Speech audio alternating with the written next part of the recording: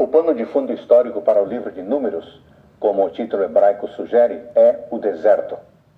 Aqui é explicado como eles vagaram e circularam por cerca de 38 anos, desde a partida de Israel do Monte Sinai para os campos de Moabe, em frente à terra prometida. Essas reviravoltas foram por causa da incredulidade, e é por isso que Deus não divulga seu itinerário. Enquanto o Levítico enfatiza a adoração e a posição espiritual, o tema de Números é caminhar e progresso espiritual, ou a falta dele. No capítulo 1, Deus ordena a Moisés que conte todos os homens de 20 anos para cima, isto é, todos os homens em idade militar, por tribos, famílias e cabeças. Isso era muito conveniente desde que numerosa população iria empreender seu passeio desafiador pelo deserto. Vemos que Efraim era maior que Manassés, segundo a bênção de Jacó em Gênesis 48. As tribos são listadas começando com Ruben, o primogênito, e seu acampamento ao sul, então Judá e seu acampamento ao leste, logo Dan e seu acampamento ao norte, e finalmente Efraim e seu acampamento ao oeste. Observe que os levitas não foram contados entre os homens de Israel, que seriam guerreiros. Eles foram responsáveis pela montagem e desmantelamento do tabernáculo e do ministério que o acompanhava. Eles foram colocados ao redor do tabernáculo para protegê-lo da profanação e assim também proteger o povo da punição. Bom, então nós vimos aí uma pequena introdução sobre o que será este novo livro que nós vamos estar começando a partir de hoje a estudar, o livro de Números. Nós vamos começar então agora com a leitura bíblica do livro de Números, capítulo de número 1. Já querendo dizer aqui, se você quiser anotar no seu caderno, então, o autor desse livro é Moisés e Números significa no deserto, ou em hebraico, Bemidbar, que significa no deserto. Vamos à leitura. Capítulo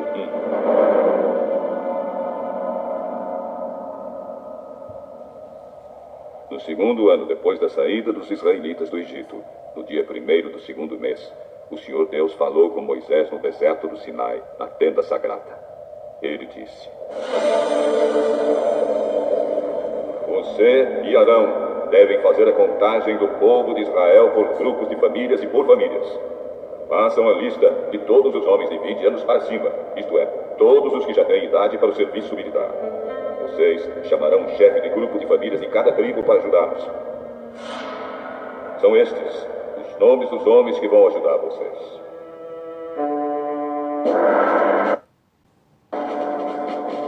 Da tribo de Ruben, chefe de grupo de famílias, Elisur, filho de Sedeur. Da tribo de Simeão, Selumiel, filho de Zurizadai. Da tribo de Judá, Nazon, filho de Aminadab. Da tribo de Issacar, Netanel, filho de Joá. Da tribo de Zebulon, Eliabe, filho de Elon. Da tribo de Efraim, Elisama, filho de Amiúde. Da tribo de Manassés, Gamaliel, filho de Pedazur. Da tribo de Benjamim, Abidã, filho de Gideoni. Da tribo de Dan, Aizer, filho de Amizadai. Da tribo de Azer, Pagiel, filho de Ocrã. Da tribo de Gade, Eliasaf, filho de Deuel. Da tribo de Naphtali, Aira, filho de Enã.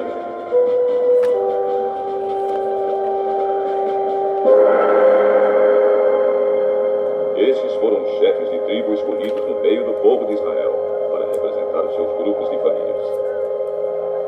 Então, no dia 1º do segundo mês, Moisés e Arão, junto com esses 12 homens, reuniram todo o povo e fizeram uma contagem por grupos de famílias e por famílias, registrando nome por nome os homens de 20 anos para cima.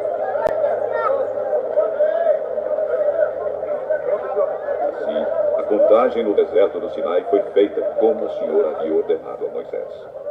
Os homens de 20 anos para cima, que tinham idade para o serviço militar, foram registrados pelo seu nome, cada um no seu grupo de famílias e na sua família. Começaram pela tribo de Ruben, o filho mais velho de Jacó. A soma total das tribos foi a seguinte: da tribo de Ruben, 46.500 homens. Da tribo de Simeão, 59.300 homens. Da tribo de Gade, 45.650. Da tribo de Judá, 74.600. Da tribo de Issacar, 54.400. Da tribo de Zebulon, 57.400. Da tribo de Efraim, 40.500. Da tribo de Manassés, 32.200. Bom, então nós vemos aí, né, que eles estavam fazendo, como já foi falado na introdução, eles fizeram a contagem e você pode perceber aí que a maior tribo, então, é a tribo de Judá, né? A tribo de Simeão e de Levi foram as que se tornaram menores, né? Conforme já tinha sido falado já lá no livro do Gênesis. Da tribo de Benjamim, 35.400. Da tribo de Dan, 62.700. Da tribo de Azer, 41.500. Da tribo de Naphtali, 53.400. A soma total de todos os homens de 20 anos para cima que tinham idade para o serviço militar foi de 603.550. Mas os levitas não foram registrados com as outras tribos, pois o Senhor tinha dito a Moisés o seguinte. Bom, então nós vimos aqui, né, que os levitas não foram contabilizados, né? O censo, ele totalizou 603.550 pessoas, homens, na verdade, acima de 20 anos. Isso, mas não incluindo os levitas, né? A nação toda ali de Israel contava mais ou menos com umas 2 milhões de pessoas, é o que se acredita, né?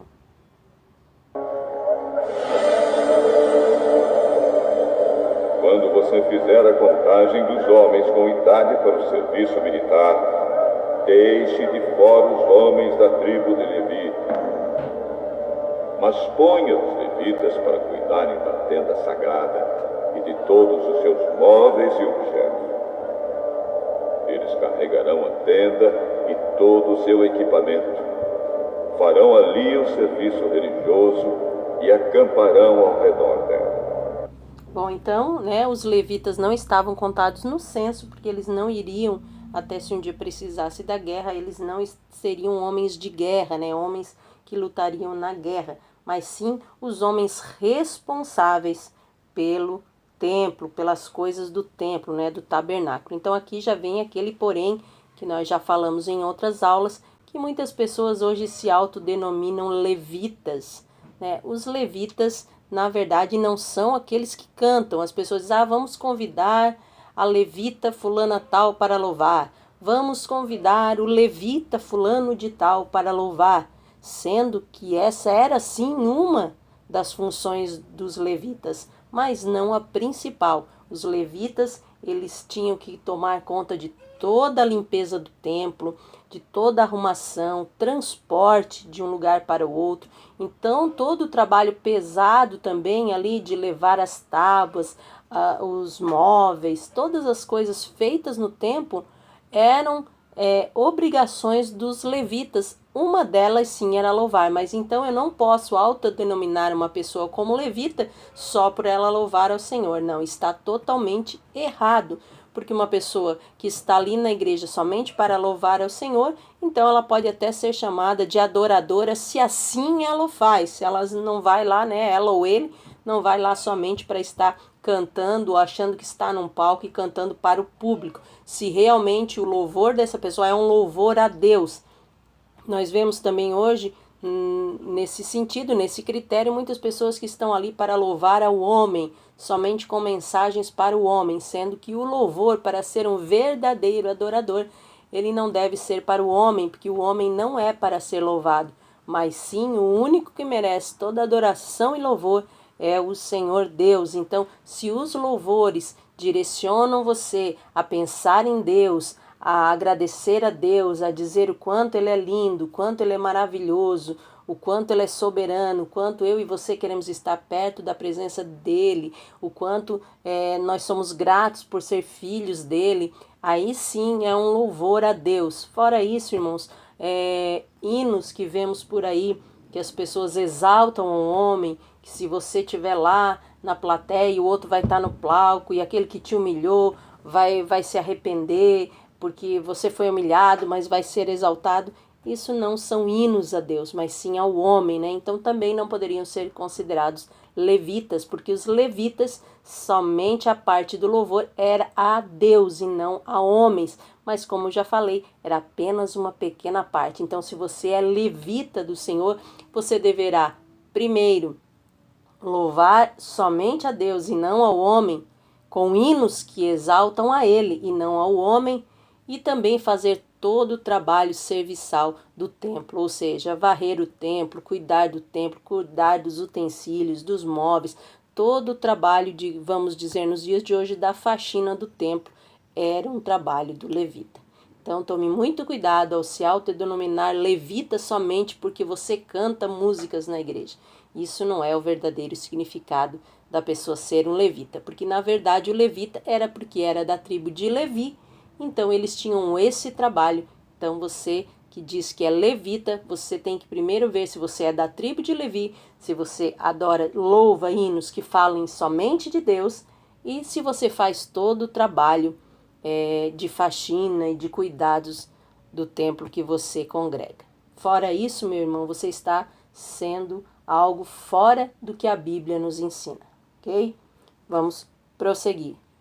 Quando a tenda tiver de ser transportada, os levitas a desarmarão, e quando for preciso acampar de novo, eles a armarão outra vez.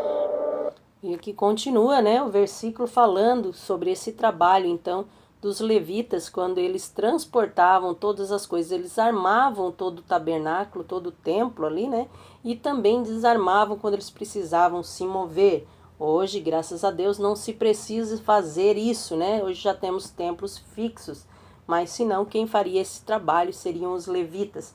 Bom, o tabernáculo ele ficava no centro do acampamento, já simbolizando o fato de que a vida da nação girava em torno do Senhor, né? E da sua adoração como o seu Redentor, não como aquele que vai punir quem te humilhou. Então esse era o verdadeiro significado de o tabernáculo ficar no centro, para que todos e todas as tribos pudessem adorar ao Senhor e ver que a vida girava em torno do Senhor. Quem não for levita e chegar perto da tenda, deverá ser morto. Os outros israelitas ficarão cada um no seu próprio acampamento, perto da sua própria bandeira, de acordo com o seu grupo. Mas os levitas acamparão ao redor da tenda, para guardá-la, a fim de que ninguém chegue perto. E assim eu não fique irado com o povo de Israel. E o povo fez tudo como o Senhor havia ordenado a Moisés. Quero encerrar esse capítulo, então, desejando que Deus abençoe a sua casa, a sua vida, a sua saúde, o seu ministério, em nome de Jesus. Vamos, então, começar agora a leitura do livro Ai, tinha que ter, imagina, senão não é ela, né? Corta essa parte, Lana.